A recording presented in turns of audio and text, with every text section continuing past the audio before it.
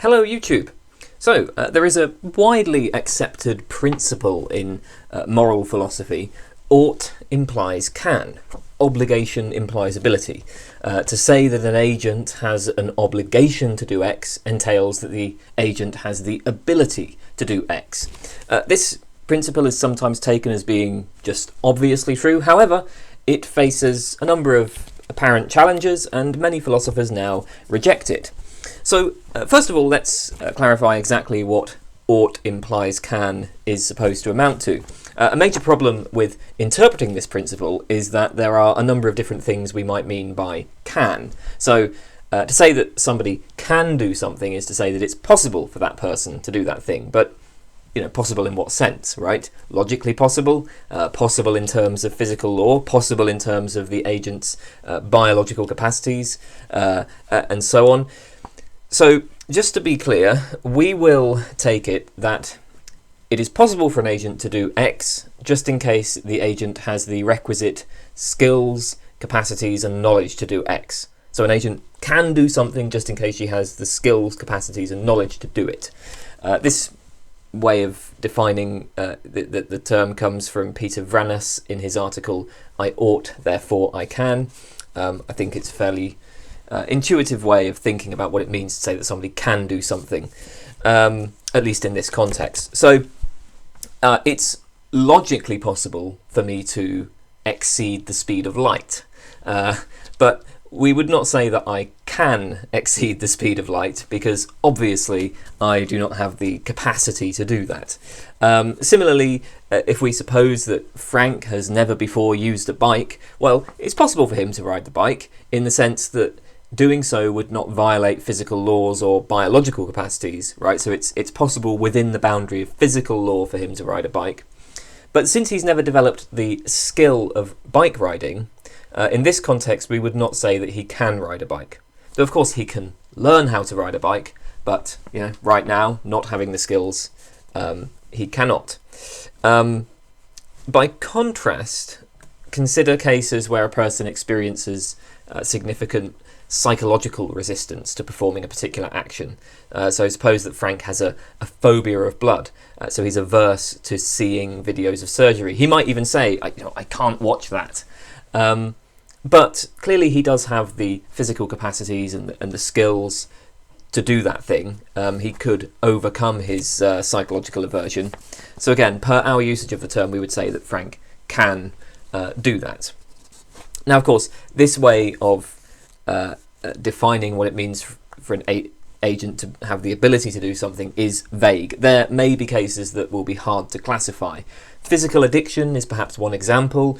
So if Vincent is a heroin addict going through withdrawal and I place a load of heroin in front of him, does he have the requisite skills, capacities and knowledge to resist using the heroin? Well, I guess people's intuitions might go either way in a case like that. Still, this way of defining this definition, I think, captures the intended scope of the principle. So when we say that ought implies can, when we say that obligation implies ability, what we mean is that the person has the skills, capacities, and knowledge to do the thing. So another important qualification here is that to say that an agent has the requisite skills, capacities and knowledge to perform some action, this does not guarantee success at the action. There are many things I'm capable of doing, but that I might fail to do for various reasons, either due to mistakes on my part or whatever. Like I can lift up the cup in front of me, but if I get distracted by something, I might apply the wrong amount of force, or I try to grab it in the wrong place, and so I end up dropping it. So, just because you have these capacities and skills, it doesn't mean that you will be successful. Final qualification is we will be putting aside the question of hard determinism. So we will assume throughout this video that we can make sense of the notion that people can do things other than they actually do. That in some sense people have free will. This is a very significant and controversial assumption, but obviously without that assumption this whole debate doesn't really get off the ground. If all you can do is what you actually do, then, obviously if you were to say that ought implies can, then there's nothing you ought to do other than what you do in fact actually do. It looks like it would actually be meaningless to talk of obligations in that case. So the point is we're just going to put that to one side for the purposes of this video. So according to the ought implies can principle, an agent has a moral obligation to do X only if the agent has the requisite skills, capacities and knowledge to do X. And this is, as I say, a very widely accepted principle in moral theorizing, right? The thought is it just doesn't make sense to say that somebody is obligated to do something unless they're actually capable of doing it. If I am simply not able to save somebody from drowning, maybe because they're drowning in another country and I'm over here, well, there's nothing I can do right now to save them, then I don't have an obligation to save them from drowning, right? This is a very intuitive kind of principle. Similarly, I don't have an obligation to go back in time and prevent slavery, right? Because I can't. It's not within my capacities to do it. So this is widely accepted, but as I say, there have been a lot of challenges to it, and so I want to present some of these challenges here. Many of these come from Wesley Buckwalter's article, Theoretical Motivation of Ought Implies Can. Buckwalter's general argument is that the ought implies can principle generates a host of puzzles, and while he thinks that there may be plausible solutions to each of these puzzles taken individually, he says that the simplest and most straightforward option is to just abandon the principle.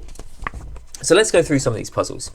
First, Buckwalter says, ought implies can violates the logic of excuses and apologies. Buckwalter's thought here is that sometimes when we fail to fulfill our moral obligations, we will give excuses which cite facts about our inability to act in particular ways. But if obligation entails ability, and an agent failed to do X because they were unable to do X, then what would that agent be apologising for? What would they need to be excused for? In fact, the agent had no obligation to do X, so there's nothing that would warrant an apology or an excuse. Buckwalter frames the argument like so.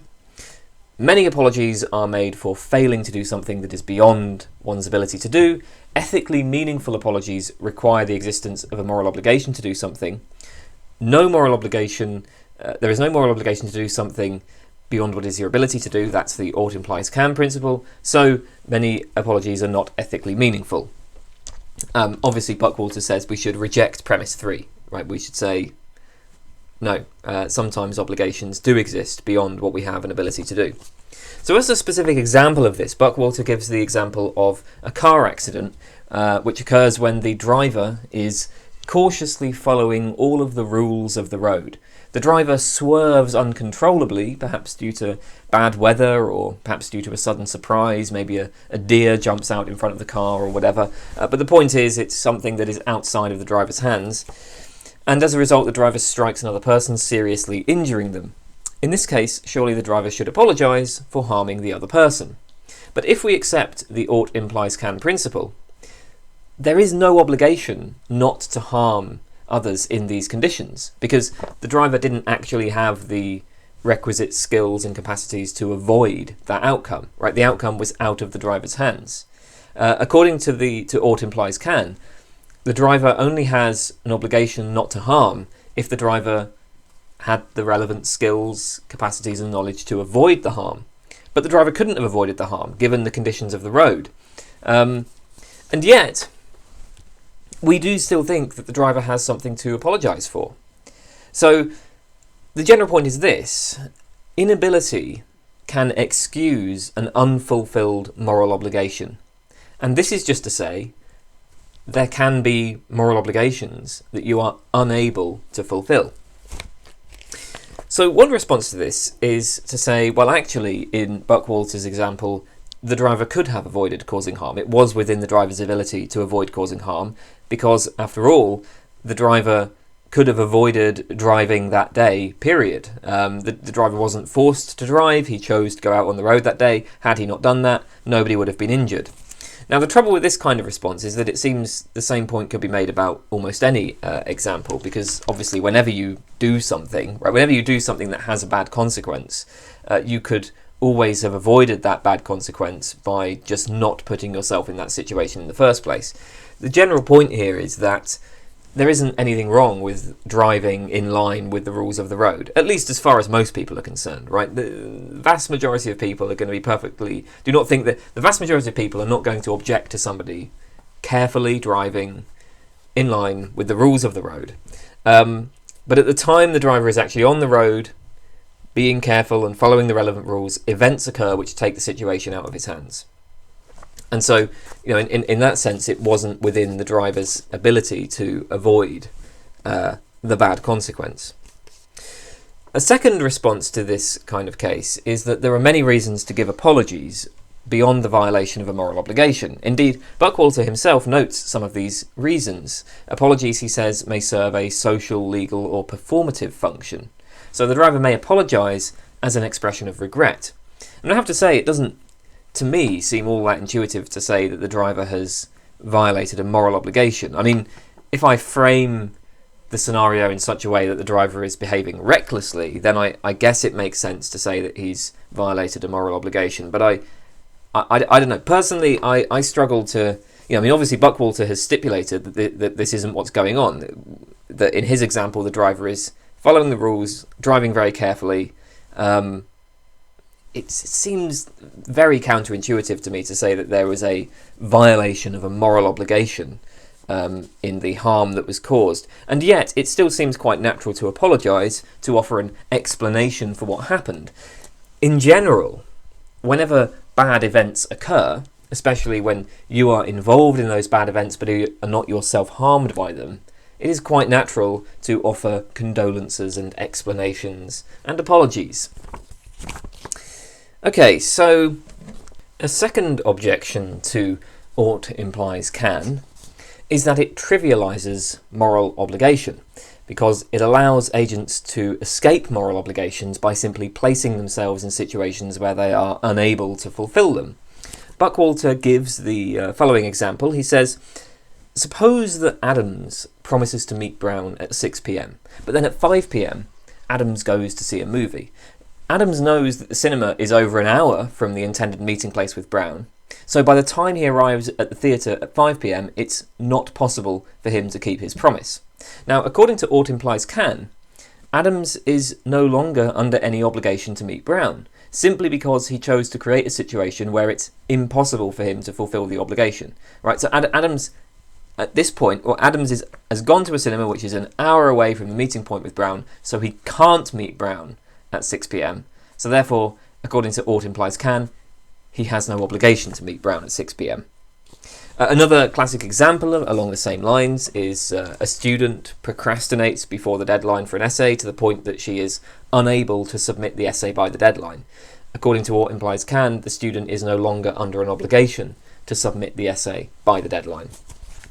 So the general worry with these kinds of examples is that according to ought implies can, there are two ways to discharge the obligation to do X.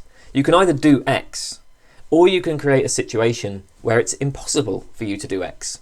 And this means, well, you can do pretty much whatever you want, provided you make it so that you're unable to fulfill your obligations, you can do pretty much whatever you want. But the thought goes, nobody would take this seriously. Adams is obligated to meet Brown, and the student is obligated to turn in her paper. Brown can quite reasonably... So if Adams were to ring up Brown and tell him he's not going to make it because he's chosen to go to a movie, Brown could quite reasonably say, well, you have an obligation to meet me. You'd said you'd meet me at 6, you have an obligation to meet me at 6. And for Adams to say, well, I can't meet you because I'm too far away, that's not... That doesn't remove the obligation. This fact does not remove the obligation to meet Brown. Or so the thought goes. Now, I must say again, this kind of case doesn't strike me as particularly problematic. So Peter Vranas, in his article, I Ought, Therefore I Can, points out that the assumption of this objection is that an obligation persists even after it's impossible to fulfill it. But a more natural way of looking at the situation is that the obligation has expired, and as a result, new obligations have been generated. So, in the morning, Adams promises to meet Brown at 6 p.m. At that time, Adams is capable of meeting Brown, so he's under an obligation to meet Brown. Later, when Adams goes to the cinema at 5 p.m. and so becomes unable to meet Brown, we should simply say that Adams has failed to fulfill his obligation. So the obligation has expired, and as a result of failing to fulfill the obligation, he now has new obligations. So he'd now be obligated to, apologise, maybe offer some sort of restitution to Brown. So new obligations are generated as a result of his failure to fulfill the initial obligation. So one thing to notice here is that we all agree that sooner or later obligations expire. Again, let's say Adams promises to meet Brown at 6 p.m. on Tuesday. Now suppose that it's Thursday. Well, regardless of what Adams has done, whether or not he's fulfilled his promise, he no longer has an obligation to meet Brown at 6 p.m. on Tuesday. Once it's Thursday, he doesn't have that obligation anymore. He did once have this obligation, but he does not now, on Thursday, have this obligation. Nobody doubts that obligations do expire. The question is when and why our obligations expire. And people like Peter Vranes will suggest, well, the simplest answer is they expire when we become unable to fulfill them. And again, if you say that the obligation has expired, this doesn't mean that you're now free of all responsibilities related to that obligation. If you allow an obligation to expire without fulfilling it, you will have new obligations that require, some sort of compensation or apology or whatever to be provided. Okay, a third objection to ought implies can is it appeals to promises. It is possible to make a promise that you cannot keep. So Buckwalter presents this triad of inconsistent propositions. Proposition A, if someone is obligated to do X, then she can do X. This obviously is just ought implies can. B, whenever a person makes a promise to do X, she places herself under an obligation to do X. C, some people make promises they cannot keep. Well, these are very straightforwardly inconsistent. The most straightforward way to resolve this inconsistency, at least according to Buckwalter, is to reject A. Reject that ought implies can.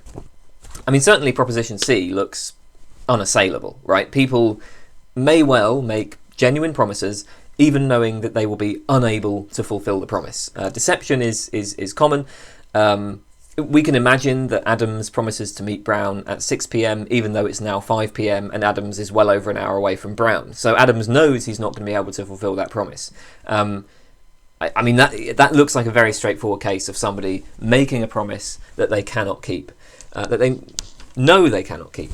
So, yeah, proposition C is, I think, uncontroversial.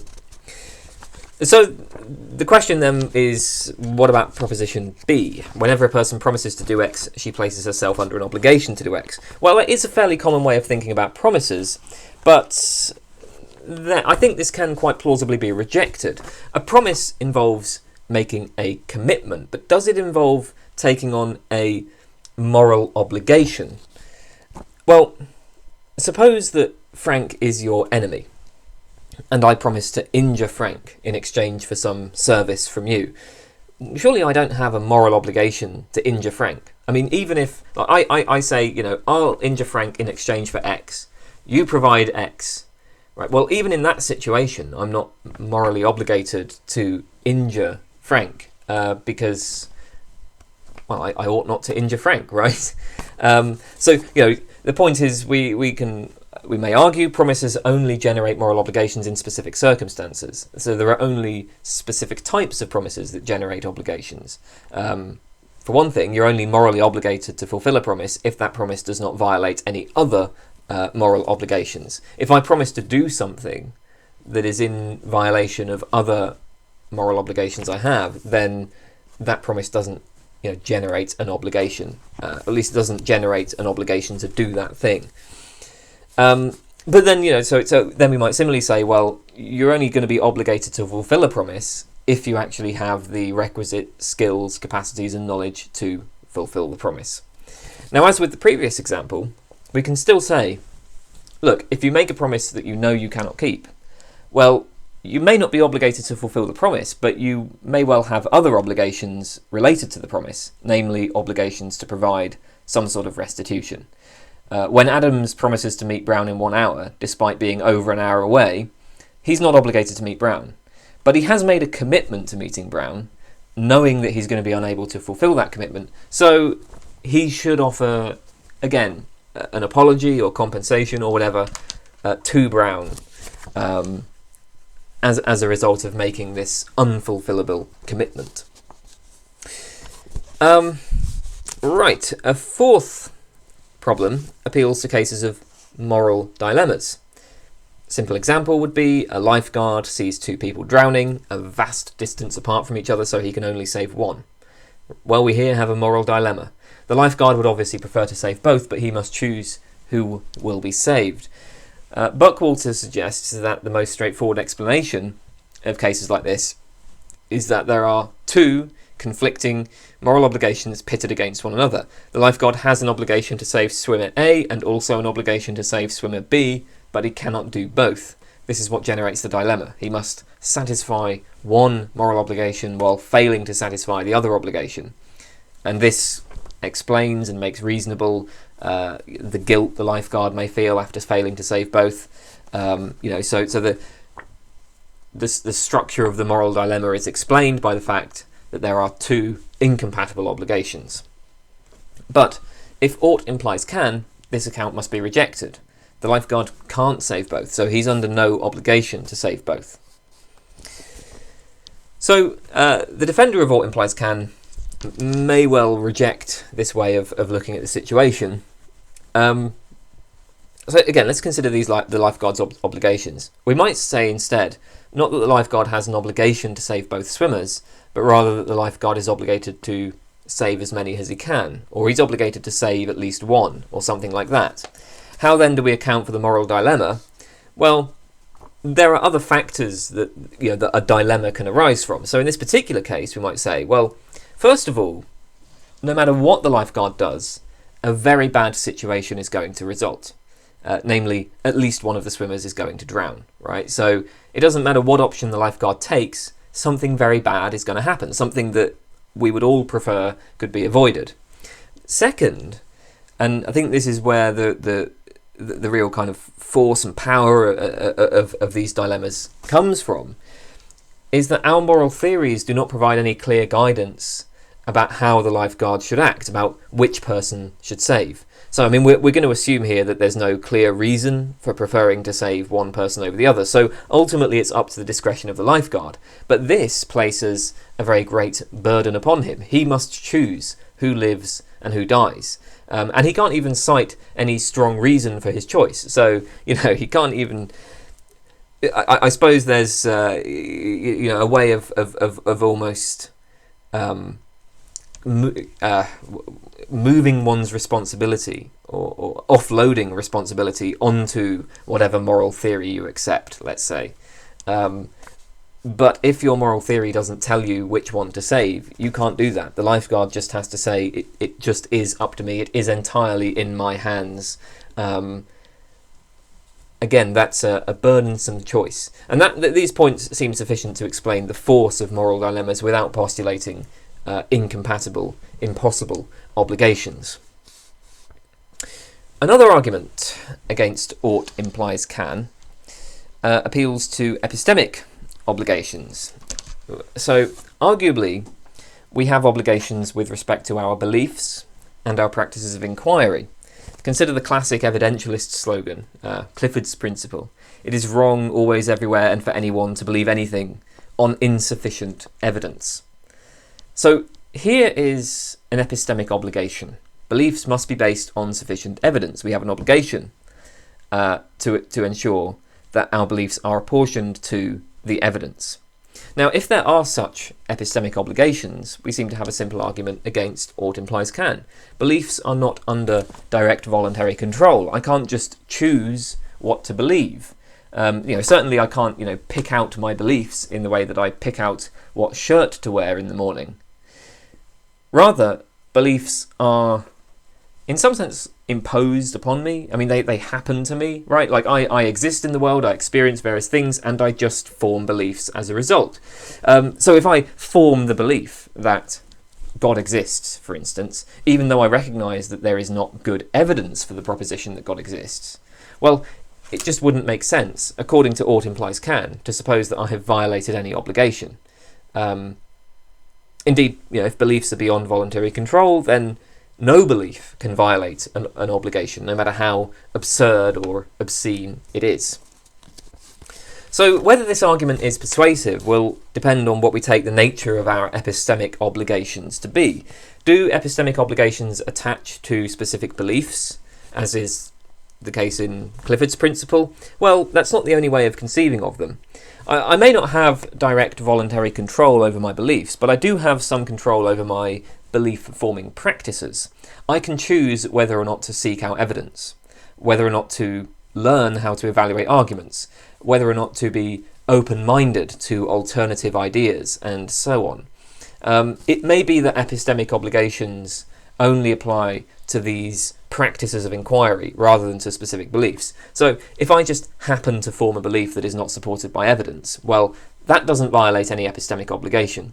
But perhaps I do have an obligation to seek out evidence that might bear on this belief, to refrain from attempting to persuade others to hold the belief, at least until I have sufficient evidence for it, to listen to alternative positions in good faith.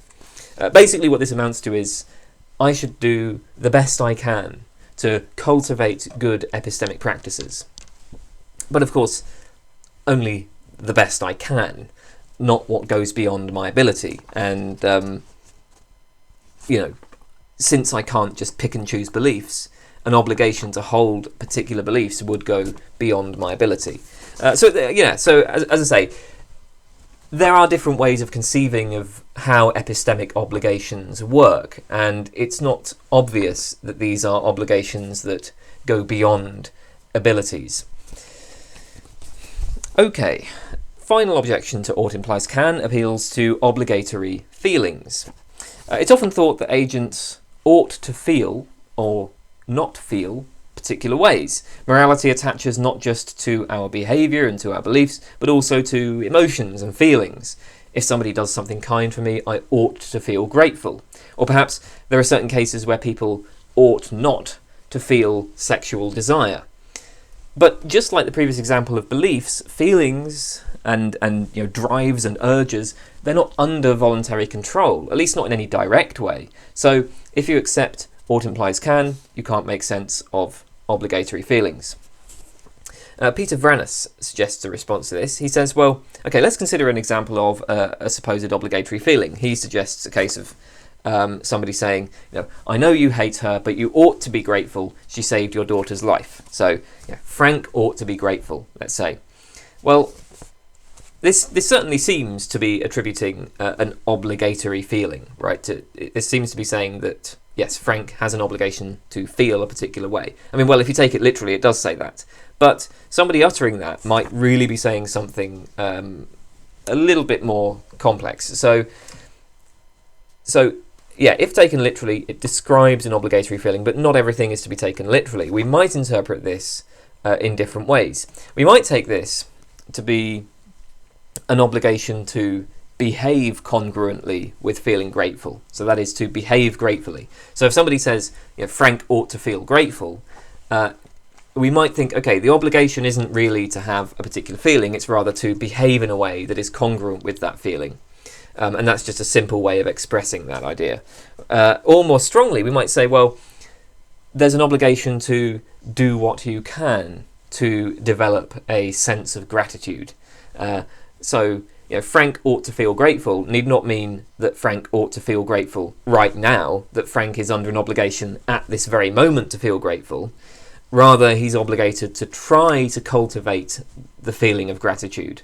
And there are different ways that he can do that. There are aspects to that are under voluntary control. As I say, there are different ways of interpreting this, and obviously, I mean, you might think that actually statements like Frank ought to feel grateful are just silly. But even if you think that there's sense to such statements, that it's sometimes appropriate to say things like Frank ought to feel grateful, we need not interpret them as expressing that there is an obligation to have the feeling of gratitude right at the moment, like immediately right now. There are other ways of looking at them. Okay, so those were some objections to the principle ought implies can. As I say, we've seen some responses to all of these objections, but hopefully you can see that this principle is not just obvious. It's not something that is simply to be taken for granted. There are challenges to it that need to be addressed. Now, of course, all of this does raise the question, well, why are we attracted to this principle in the first place? What reasons are there for thinking that we should accept that ought implies can? I'll just mention a couple of reasons here, a couple of the more standard arguments for it. So yeah, one standard argument appeals to blame. It is unreasonable to blame a person for things outside their control. When an agent fails to fulfill her obligations, she is blameworthy. But people can't be blamed for things they can't control, so people can't have obligations to do things they're unable to do. Buckwalter puts it this way: if ought implies can is false, we would blame people for failing to do what they cannot do. We do not blame people for failing to do what they cannot do, so ought implies can is true. Okay, one response to this is, well, actually, there are a host of cases where we do blame people for failing to do what they cannot do. The example of Adams promising to meet Brown at 6 p.m, but then going to a movie theatre more than an hour away from the meeting place at 5 p.m, is a case in point. Adams is blameworthy for failing to meet Brown, even though he has the self-imposed inability to meet Brown. Obviously, it's questionable whether we should really describe this as a case of blaming Adams for failing to do what he is unable to do. Rather, we might say Adams failed to fulfill his obligation to meet Brown, and that's what we're blaming him for, right? We're blaming him for failing to fulfill the obligation. We blame him for violating an obligation. Adams was perfectly capable of meeting Brown at the time he made the promise, and then he put himself in a situation where he was unable to fulfill the promise. That's what's blameworthy. Another response is, well, there's just no good reason to accept premise 1. The question for ought implies can is, can you be morally obligated to do X even when you're not able to do X? And that is different from the question of, can you be blamed for failing to fulfill the obligation to do X even when you're not able to do X, right? I mean, maybe we're not always blameworthy for failing to fulfill our obligations. There might be circumstances where somebody fails to fulfill an obligation, but she ought not to be blamed for it, that she's not blameworthy for failing to fulfill it. And cases where obligations go beyond what you have the ability to do would be a very plausible case of obligations that you are not blameworthy for failing to fulfill. Another motivation for the principle is that morality should be action guiding. The whole point of a moral theory is to tell us how to act, or at least to impose constraints on acceptable behaviour. Now, suppose there are some obligations that are impossible to fulfill. Well then, these obligations cannot guide action. They cannot motivate us to act in any particular way. A plan that cannot be executed is not really a plan at all. So, thought here is, morality must be action guiding, but impossible obligations cannot guide action, so there cannot be impossible obligations. There are several responses to this argument. First, it might be the case that an impossible obligation is generated by a theory that overall is appropriately action guiding. So to say that a moral theory must be action guiding does not entail that every single obligation generated by that theory must be action guiding. Essentially, there's a worry that this argument trades on a fallacy of division. The fact that the theory as a whole is action guiding need not entail that each part of the theory is action guiding. More importantly, second, impossible obligations can be action guiding in various ways. So we may attempt to approximate an impossible ideal.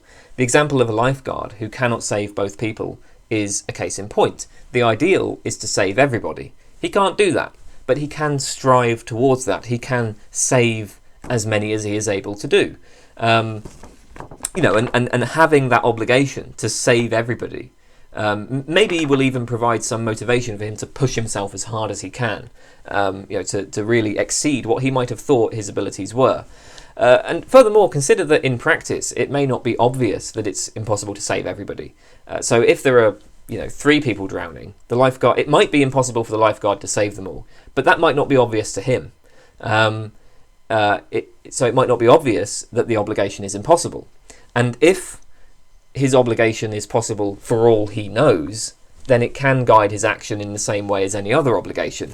Of course, he will be unable to fulfill it in the end, but it can still guide his actions. Another way that impossible obligations can guide action is that they can motivate us to organise our lives in such a way that the obligations do not arise. That is, we can be motivated to avoid facing impossible obligations. In the case of the lifeguard example, if we recognise that circumstances might arise where the lifeguard will face impossible obligations, where he'll face the obligation to save a number of people that he cannot save, well, we might decide, okay, we should alter the situation so as to prevent this from happening. Maybe we should have more than one lifeguard, or maybe we should structure the pool in such a way that the choice does not arise. Actually, I suppose it would be pretty rare for a lifeguard to face this kind of situation, so we probably wouldn't make those adjustments in that particular case. But you can see how that, you can see how that works, right?